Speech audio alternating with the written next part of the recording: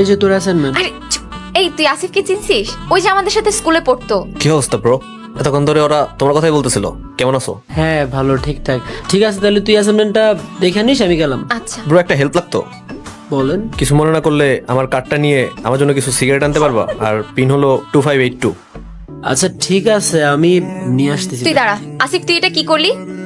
আমি কি করলাম? ওকে এভাবে ইনসাল্ট করার রাইটস তোর নাই। আমি তো ইনসাল্ট করিনি, আমি তো নর্মালি বলছি। নরমালি বলা কোনটা আর ইনসাল্ট করে কথা বলা কোনটা সেটা আমি ভালো করে বুঝি, আর ওরা তোকে কি বলছে সেটাও ভালো করে বুঝছি। তুই তোকে দিয়ে সব কাজ করিস, এখন একটা সিগারেট এনে দিলে ওর জাত চলে যাবে নাকি? বন্ধুত্ব আর চাকরের মধ্যে পার্থক্য বোঝার ক্ষমতা তোদের নাই, আর তোদেরকে বোঝানোর মতো ইচ্ছাও আমার নাই। চল মাসুম। সরি ভাইয়া। এই তোমরা কি করতেছো? মা, ওরা খুব সুবিধার ছেলে না, ওরা আবার আসবে।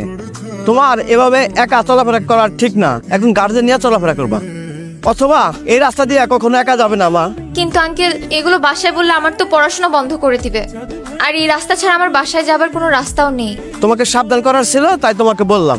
এখন তোমার যেটা ইচ্ছা সেটাই করো। যোগ এখন ভালো না মা? ঐশী, তুই এইখানে বসে রইছস? আমি তোরে পুরা দুনিয়া খুঁজে ফেলছি, খুঁজতে খুঁজতে বিকাল থেকে রাত হয়ে গেল, আর তুই এখানে একলা একলা বসে রইছস। কি হইছে?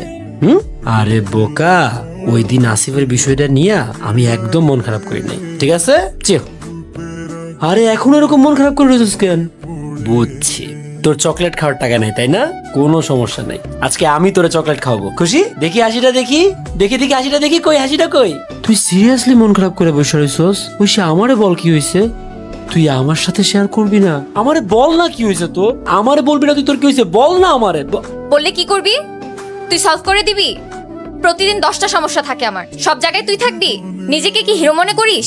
সেদিন বকাটে ছেলেদের হাতে মার খেয়ে তোর শিক্ষা হয় নাই? বুঝিস নাই যে সব প্রবলেম সলভ করা এত ইজি না? সবসময় ফাইজলামি করবি না, একটু সিরিয়াস হ। এসব ফানি ডায়লগে জীবন চলে না। ঐশী আমার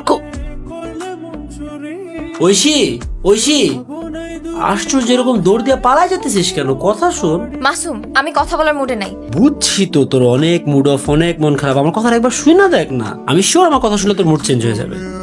মাসুম তুই এখন যা, হ্যাঁ তোর সাথে আমি কাল দেখা করে সব কথা শুনবো। বাসা পর্যন্ত দিয়ে আসি তোরে? না লাগবে না, আমি যেতে পারবো, তুই যা, তোর সমস্যা হবে। আশ্চর্য, আমার কি সমস্যা হবে? চল না তোরে বাসা পর্যন্ত আগে দিয়ে আসি। তোর না, আমার সমস্যা হবে। প্লিজ তুই যা, প্লিজ যা। তুই এরকম গায়ে ধাক্কা দিতেছিস কেন? আয় তোরে বাসা পর্যন্ত দিয়ে আসি, কি সমস্যা বল আমারে। তোরে বলছি কালকে দেখা করবো, তুই যা, প্লিজ যা। আমি কিছুতেই বুঝতে পারতাছিলাম না ঐশী আমার এরকম দূর দূর করে তাড়াই দিল কেন।